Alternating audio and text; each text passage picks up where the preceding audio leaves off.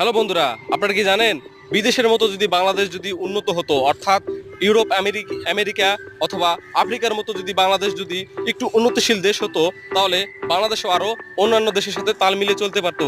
কিন্তু তা হবে না, কারণ বাংলাদেশের মাটি আপনি সারাদিন খুললেও 5 টাকা পাবেন না, কিন্তু বিদেশের মাটির নিচে অথবা পানির নিচে যে পরিমাণ সোনা পাওয়া যায়, খনিজ পদার্থ পাওয়া যায়, তার এক সিকিও বাংলাদেশে পাওয়া যায় না। দেখুন এই লোকটি একটা ডুব দিল একটা ডালা নিয়ে, তারপরে কিছু পরিমাণ মাটি থেকে সে কত পরিমাণ সোনা বের করে তা দেখলে আপনি মাথা খারাপ হয়ে যাবে।